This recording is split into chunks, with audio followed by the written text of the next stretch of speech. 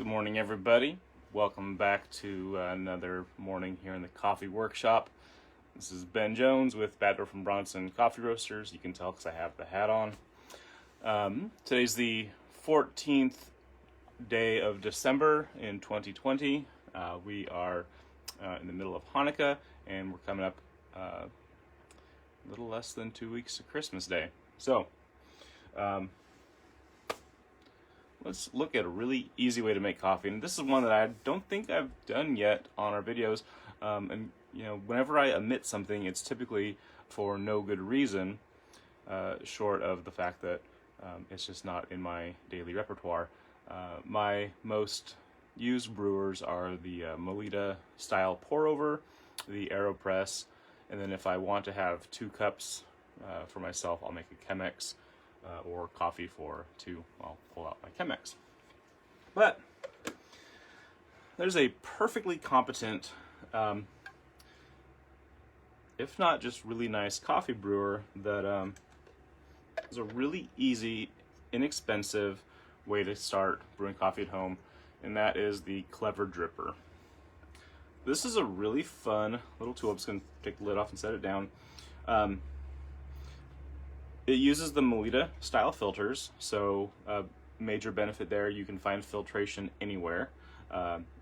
Your typical grocery stores will have them. I even have them at the hardware store in town. Anyway, what makes it Clever real special is it has this little valve in the bottom. You can see it if I go this way. It's kind of that little discolored piece in the middle. It's kind of been coffee stained. When the Clever is up, that valve is closed, it drops down, but then there's a little plate down here that when you put that on top of your mug, it lifts. And then that releases that little plunger valve inside. This is what we call a steep and release brewer. This would classify as a full immersion, much like a French press where your coffee grounds are fully immersed in the brew water, as opposed to a percolation or a drip through like the standard Melita filters, because you pour the water through and it drips directly out. V60 Chemex would be that style. AeroPress is sort of a steep and release also. I like this because this is literally release. You put it on the mug, it releases, and it goes. French press and AeroPress, you have to physically press down to release it. Anyway, it's a little awkward. There we go. You can also do something with this if you want to do more of the pour over style. You can totally do that. Just do it directly onto your mug, because as it's sitting here, it'll be released, so you can pour in, it'll drip directly in. But they're definitely designed to just be let it rest on these little. Anyway, let's make some coffee with the Clever. So to do this, I'm going to use today I have a box of Filtropa. This is the brand filters that we stock in our stores. It's a great filter. Same type of thing. It has the paper welded edges that I always start by just folding those up. I like to fold them going to opposite sides, so the one tab comes to this side, the other tab to that side. No real reason except that it seems to make sense to me. This has a little tab up there to help split that. There we go. Let's open this up, and we're just going to seat that in here. Now, these are the number 2 filters, so they ride lower. If you want something that comes up higher, go with the number 4. All right, from here, best practice is to give that rinse. It's quite inconsiderate of me to not let you see the rinsing going on.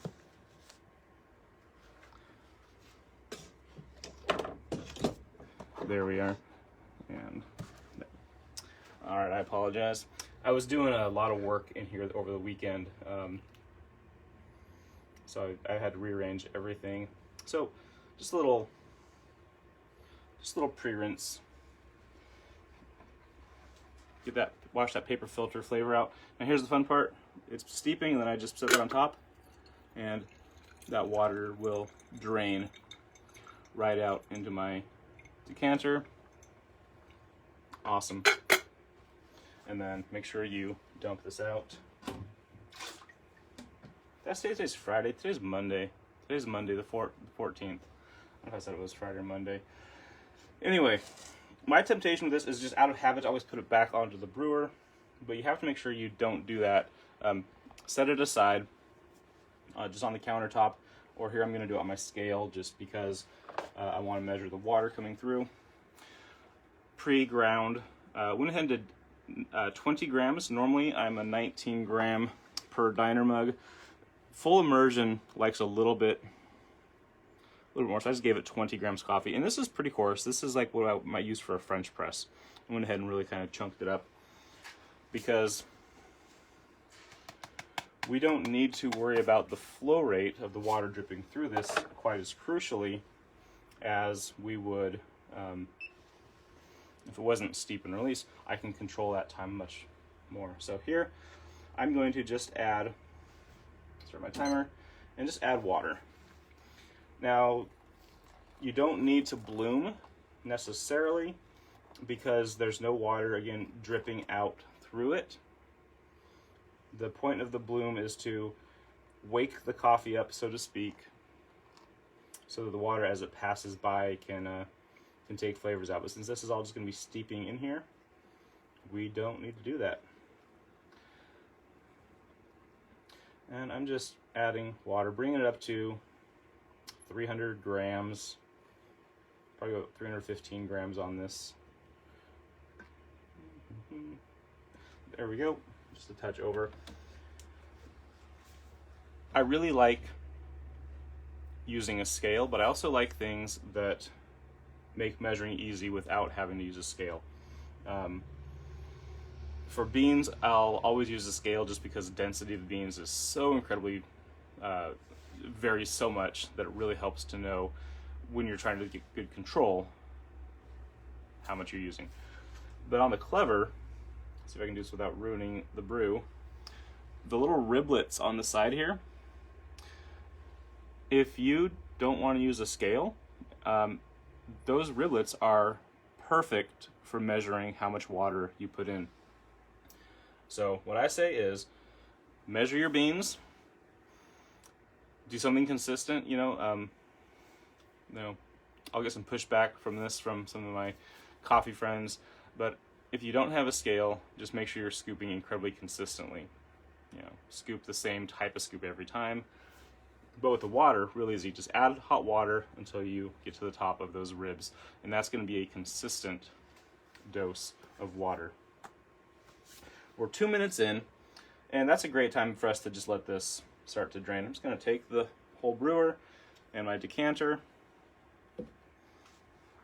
and when I set it on top, it's just going to release.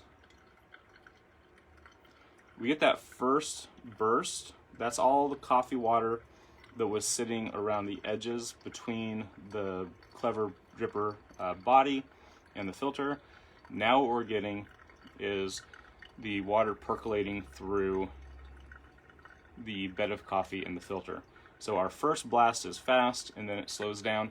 There have been some challenges with the Clever dripper in what we call a clogged or choked drawdown. Meaning that during this part, I've heard stories of it taking upwards of 7, 8, 9 minutes for the water to drip through. What happens is fine particles in the grounds, little tiny bits, will clog up the paper filter and prevent water from going through. But here we're getting a decently quick drawdown. Probably could have given this an extra 30, 45 even minute to steep, but I'm getting impatient on these videos sometimes. And there we go, we dripped through. Total brew time 3 minutes 20. I suspect this will be that I should have given it another 30 seconds, but I get impatient, like I said. It is hard to not just jump right in and have your coffee in the morning. All right, but this is a really nice, great aroma on here. I don't know if you can see. This is like just a really rich ruby red. I'm going to try to grab my little lamp and shine some light through this. That just has a nice red glow to it. Found that when you get that nice red glow, really light, delicate flavors, incredible sweetness. The Clever Dripper, it's a great everyday brewer. The cleanup for this, super easy. Take your filter, I'm just going to pop that out. I'm going to put that into my compost bucket. That'll go out and become soil for the garden. There's a little bit of leftover in here, no big deal. It smells so nice. I'm just going to decant my coffee to my drinking mug. Let that cool a moment before I start sipping on it. And then the cleanup for this is really easy. I just want to take it and I'm just going to put some water in. I'm just going to rinse. If you do this while it's hot and fresh, it's so much more effective. Don't give a chance for those oils to dry on there. And then just release it out. This is good enough to put on the shelf and to use tomorrow morning. You know, if I'm going to use a Clever regularly, once a week, I'll do the deep clean and just take a cloth and you want to just get between the riblets. Make sure you don't have any oils building up in there. You can use a Q-tip to really detail if you want to. But the real trick here is turn it upside down and reaching in, just push on the plunger and we're going to pop the bottom piece out. And if you're nice and just gentle, it'll come apart and you can see that's the plunger bit. Just want to make sure that's nice and clean. Nice soft cotton cloth and some warm water. Clean that off. Inside we have this silicone gasket that matches. That'll pop right out. And just make sure that this silicone gasket run under the hot tap and just rub off any coffee that may have collected on there. Put it back together. The silicone bit goes in with the largest side, goes into the brewing area, and we enter from the top. So we just put that right back in. Make sure everything seats into the little ring well. You don't want to crimp and jam the little gasket. There we go, that's seated in there. And it pokes in through the bottom. You can see the bottom portion and the top portion. And then for this part, there are these little tiny, we have the quarters lines on here for the support, and there are little tabs on the edges. Those are going to need to correspond with these little pronged forks on here. Some of the versions this one has 8 pronged forks, so they're set 90 degrees to each other, and then that 90-degree set is rotated 45. And what that allows for is, depending on how you set this onto your decanter, whether you need to have, make sure that you're not putting one of the grooves directly onto that piece, because then that could be tippy, so you can have it rotated 45 degrees off. Anyway, to put it back together, it's real simple. Just make sure that your grooves are lined up with one of those sets of prongs, put it together, and then you just very gently click it. Very gently click it. Oh, I popped a little bit out, of course. This happened one time to a competitor friend at a competition. They cleaned their Clever just before they went on, and then when they put it back together, they didn't reseat it well. So I'm supporting the inner seal with my middle finger from inside, and just very gently click that in and on. Make sure everything seats again. And then once you've got it put back together, just test the action.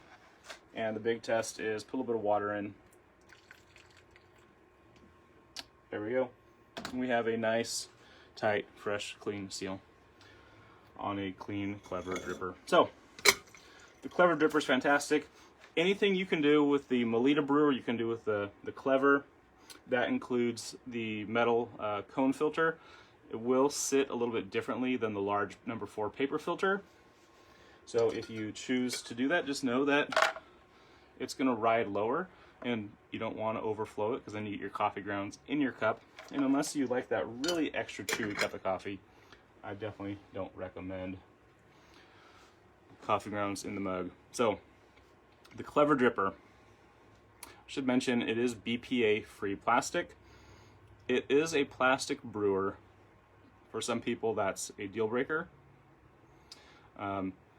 If you're worried about the legitimacy and the curriculum vitae, the CV of the Clever, I lost my very first coffee competition to a Clever Dripper.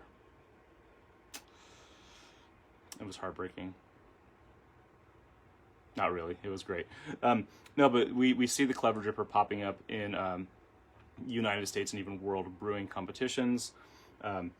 It is incredibly consistent, simple to use, makes just a fine, nice cup of coffee. Thank you for joining us today. Our coffee I'm sipping on today, again, this is the Colombia Las Brisas. I'm going to be very let down when this coffee runs out. Coffee, of course, being agricultural commodity. It comes and goes when you have these small lots, small, limited runs of what's produced at the farm. You don't get it for forever. So I appreciate it when we have it. What's really interesting is I changed my water today. I'm using a different brew water. It makes this coffee taste incredibly different. It really brings out the cinnamon and clove in here. We'll chat about water sometime. For all your coffee needs, check out batdorfcoffee.com. Thank you so much for joining me today on this Monday morning. I'm happy to be able to do this. Take care.